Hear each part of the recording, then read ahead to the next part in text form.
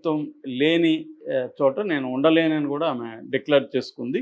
So, ఇదంతా పరిశీలించినప్పుడు తన వ్యక్తిగత జీవితంలో చాలా ఇబ్బందులు ఉన్నట్టుగా మనకు అర్థమవుతుంది. తను ఒక 5 ఏళ్లకు ముందు భర్తతో విడిపోయింది. ఆ భర్తకి ఈమెకి ఒక పాప ఉన్నారు.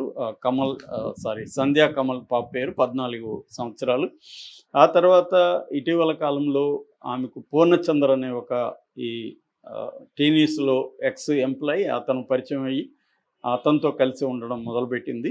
సో, ఈ పాప ఈమె అతను కలిసి ఉంటున్నారు. బట్ కొంతకాలంగా వాళ్ళిద్దరి మధ్య గొడవలున్నాయి. ఎందుకంటే ఈమె అతన్ని పెళ్లి చేసుకోమని అడిగింది. అతను పెళ్లి చేసుకోనంటున్నాడు. సో, వీళ్ళ నాన్న శంకర్ కూడా ఈమె చావుకు కారణం అతనే అని ఆరోపించాడు. అతను పూర్ణచంద్రే. ఎందుకంటే అతను పెళ్లి చేసుకోవట్లేదు. అతనికి వేరే అమ్మాయిలతో అఫైర్‌లుంది. అందువల్ల వీళ్ళిద్దరి మధ్య ఒక ఘర్షణ ఉంది. మొన్ననే 26న నాకు ఫోన్ చేసి చాలా బాధపడింది. నేను కలిసి ఉండలేను నాన్న అతనితో అని ఏడ్చింది. ఇంతలోనే ఇలా జరుగుతుందని నేను ఊహించలేదని వాళ్ళ నాన్న కూడా ఏడుస్తూ చెప్తున్నారు. సో, అంటే ఓవరాల్‌గా ప్రొఫెషనల్ కెరియర్ పరంగా గానీ, ఉద్యమ జీవితం గానీ చాలా స్ట్రాంగ్‌గా ఉంది. చాలా డైనమిక్ నేచర్ ఉందని చెప్తున్నారు.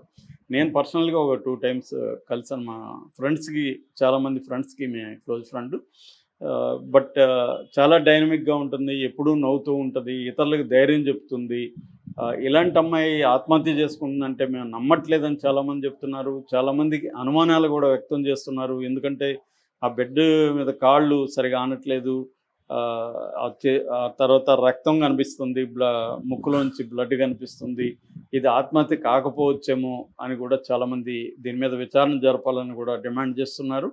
సో, కానీ వాళ్ళ నాన్న మాత్రం ఇది ఆత్మహత్యే అన్నట్టుగానే చెప్తున్నాడు. బట్ ఆ అబ్బాయి కారణం అని చెప్తున్నారు. అంటే అబెట్టింగ్ సూసైడ్ కింద ఒకవేళ ఇది సూసైడ్ అని పోస్ట్‌మార్టంలో తేలితే కూడా ఆ అబ్బాయి మీద కేసు పెట్టే అవకాశం ఉంది. ఎందుకంటే అబెట్టింగ్ సూసైడ్ అంటారు. సో, అతని వల్లే అని. అంటే ఇక్కడ మనకి అర్థమవుతుండేదేమంటే చాలామందికి ఆశ్చర్యం, షాకింగ్ ఏందంటే ఒక ఇంత ఉద్యమంలో చురుగ్గా ఉండి అనేక మందికి ఇన్స్పిరేషన్‌గా నిలిచి వందలాది మంది ఈమె చాలా క్లోజ్‌గా ఉండి అలాంటి వ్యక్తి సూసైడ్ చేసుకుందంటే నమ్మలేకపోతున్నాం అనేది ఎక్కువ మంది పెడుతున్నారు. అంటే ఇది మామూలుగా నేను కూడా ఉద్యమాల్లో పనిచేశా కాబట్టి ఉద్యమాల్లో ఉన్నవాళ్ళకి ఒక రకమైన ఒంటరితనం కూడా ఉంటది. ఎందుకంటే చాలా పర్సనల్ విషయాలు షేర్ చేసుకోలేరు ఉద్యమ సహచరులతో. అది చాలా సార్లు ఇబ్బందవుతుంది. కొంతమంది షేర్ చేసుకోగలరు, కొంతమంది షేర్ చేసుకోలేరు.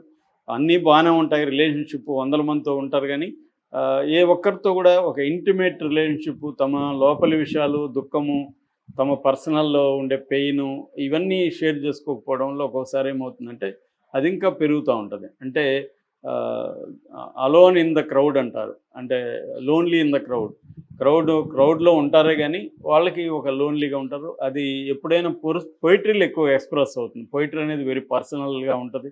సో, ఈ అమ్మాయి కూడా అటువంటి పర్సనల్ పొయిటరీ ఎక్కువగా రాసిందని ఈయన కూడా సీతారాం చెప్పారు. సో, ఈమె చెప్పుకోలేకపోవడం, ఒకవేళ చెప్పుకున్నా కూడా ఫ్రెండ్స్ సాల్వ్ చేయలేని ఒక కాంప్లెక్స్ సిట్యుయేషన్ ఈమె దీంట్లో ఉంది. ఎందుకంటే ఆల్రెడీ ఒక హస్బెండ్‌తో విడిపోయింది. ఇక రెండవ వ్యక్తి ఏమో పెళ్లి చేసుకొని కమిట్ అవ్వడానికి అతను సిద్ధంగా లేడు. నిజానికి అతనే వెంటబడి ఈమె ఇంకెవరు వద్దు నా జీవితంలో, నేను కెరీర్‌కి ఇంపార్టెన్స్ ఇస్తాననుకున్నప్పుడు అతనే వెంటబడ్డాడని కూడా వాళ్ళ నాన్న చెప్తున్నాడు.